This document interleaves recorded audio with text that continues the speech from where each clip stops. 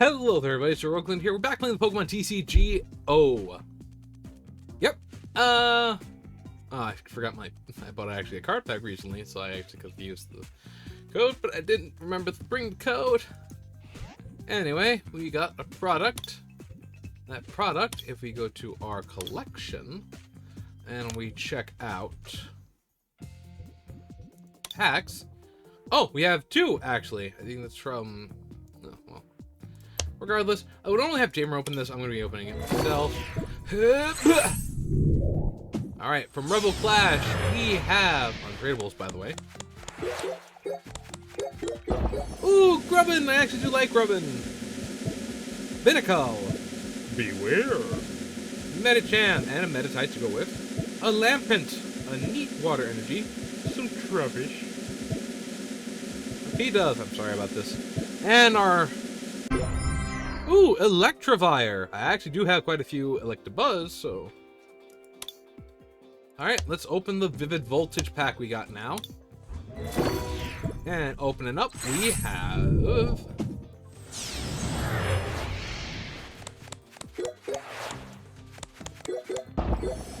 couple of new things here. We have a Whismur, which is new for me, and Rockruff, which I do like to see.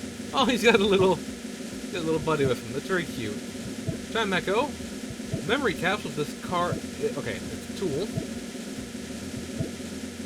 Oh, that could make for some interesting plays. I'm sorry, I know. Hitting on top also nice. Hey, a Garbodor to match our Trubbish that we got. This poor Whismur is so sad. Continuous tumble too.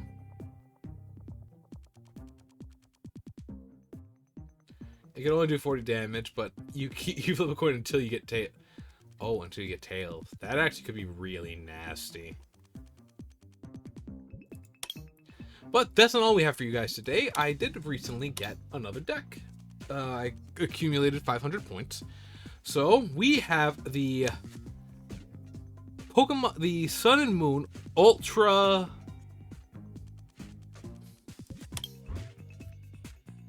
I can't.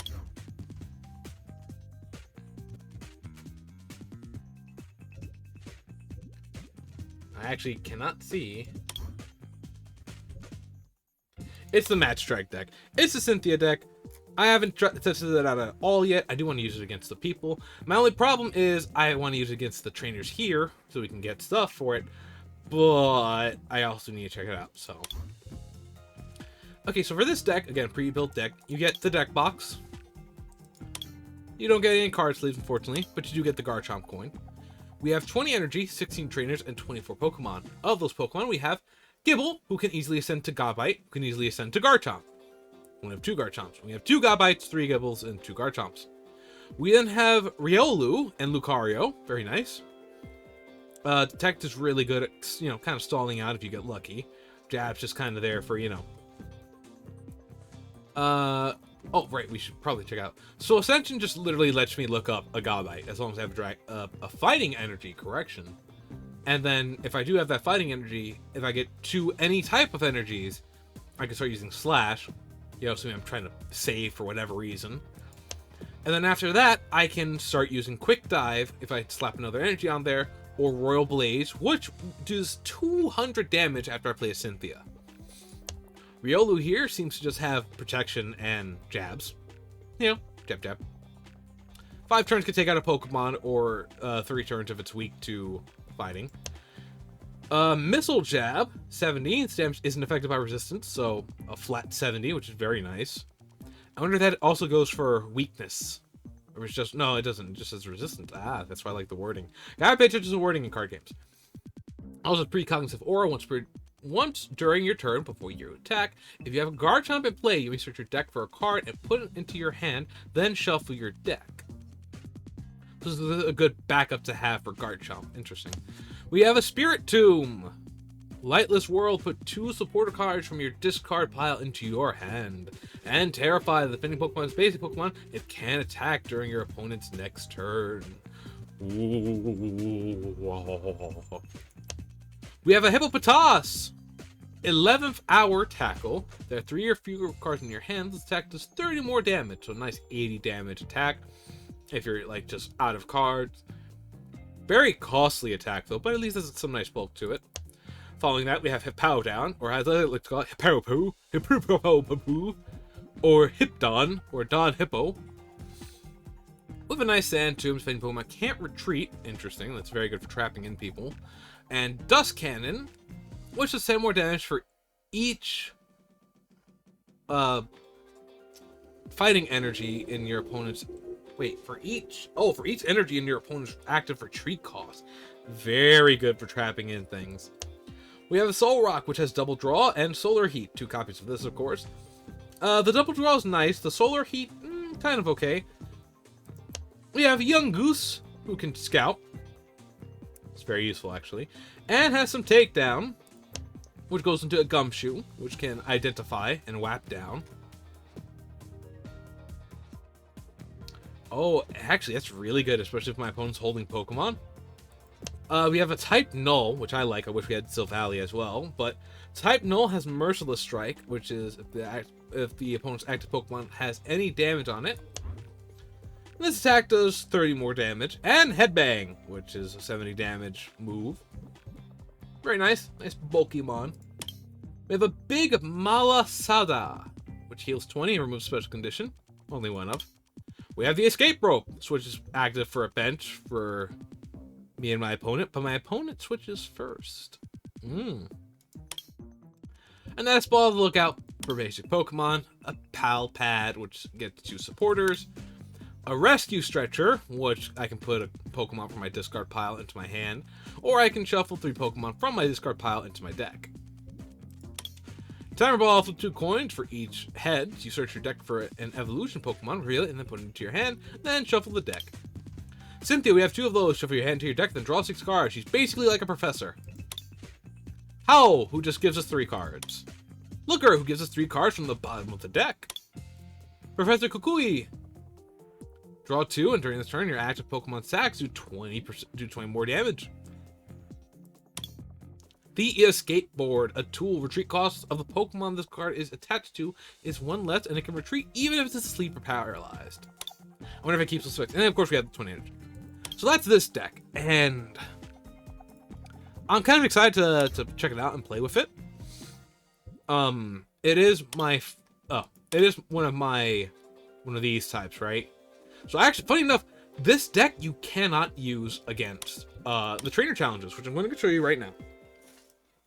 Now, I was actually a little bit disappointed to discover that, because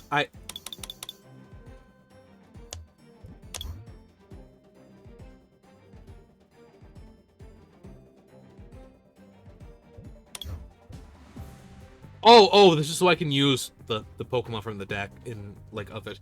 Oh, okay, that's interesting. I like that. Alright, but, like, Zac here, right? I thought with Mental Might I could fight Zac, and that would be neat. You can't. And unfortunately for me, I still have my challenge.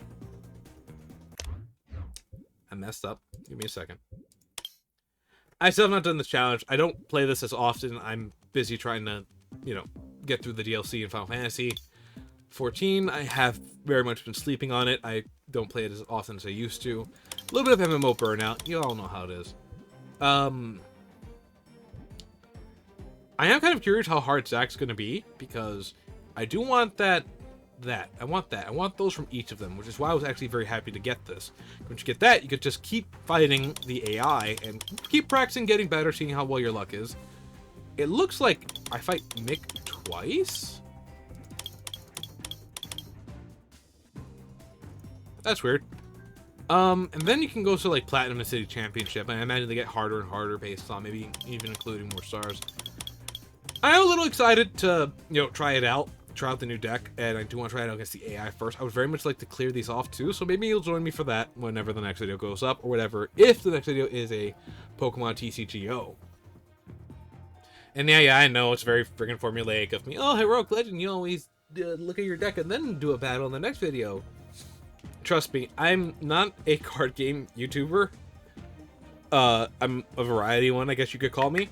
And as much as I would like to spend all this time on super long videos, I'd rather leave that to the Let's Plays. So the Let's Plays get the proper amount of time, and the randoms are just stuff that you kind of consume when you're like snacking or you're having like a meal for the day, you just want something to put on and relax to. That's my entire goal. Well, actually, no, my entire goal for the channel is to have it become my career, and of course, I want to be able to like give people that enjoyment of watching someone, which I had a lot growing up. I guess I can use the end of the video for this. So if you're not interested in the story, you can go ahead and just like go on to the next video or whatever, and I'm fine with that. This is just going to be talking about me growing up. I know it's not a draw in my life, so why am I doing that? Because I like to.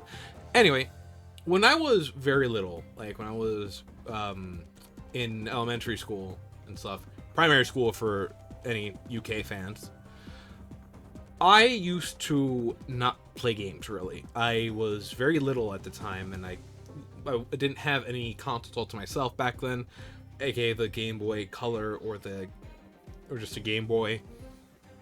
But my grandfather and my dad did have game consoles, and even my big brother did. Of course, later on we did get Super Nintendo and a Nintendo 64 and stuff like that, and a PlayStation as well, although my dad was the one who had the PlayStation, as well as Sega Genesis. So occasionally I would play with my brother, and we'd play games on the Sega, we'd play SNES games together, but I never played any games by myself. I'd often watch my big brother play those games, and it was very fun for me. And it was a sense of kind of magic to just sit back and watch my brother play these games, you know. Especially when we would go to spots like arcades and such. I'd be the one watching him. I'd watch him like play Marvel vs. Capcom. He'd be doing all these cool combos. I'd be like, whoa! You know, or he'd play like Street Fighter. He'd go through the Dungeons and Dragons like games and stuff like that, and it was just always magic to me. And even for the smaller screen games, I'd sit back and sometimes just watch them. And whenever I had trouble playing those games as I grew older, I'd always go to him or my grandpa or my dad. And we especially, the four of us, loved to watch my dad play games. It was such a strange, fun thing for me, and I want to kind of give you guys that same feeling that I had, the same joy and just relaxed attitude to just sit back, watch stuff, and not worry about it too much. Like you mentally check out while you're doing stuff, and you're watching and you're actually paying attention. And to both those viewers, I appreciate you. Even the ones who just like leave me on and just forget that I'm even here. It's just my voice is comforting to just have in the background, so it feels like someone's there. And that's kind of the experience I want to give to people. That's part of why I want to be a YouTuber in the first place, because I've probably said this before. I know I've said this before, and I still kind of do hold on to this very little like childish dream of just trying to make a lot of people happy. I want to make everyone happy, but that's kind of impossible. And also, you know, some people will argue that not everyone deserves happiness, just due to the pure fact of if you're like one of those seriously bad people. And I hope that those people do redeem and change and get better.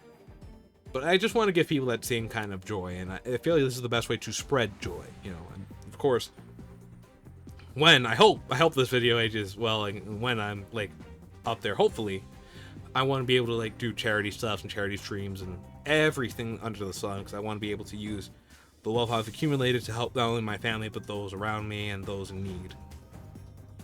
But yeah, so that's gonna be it for this. So I want to thank you all for watching. I do hope you enjoyed, and thanks for listening. And if you like this video, you know what to do. Much appreciate you if you do. So if you just want to say, laters.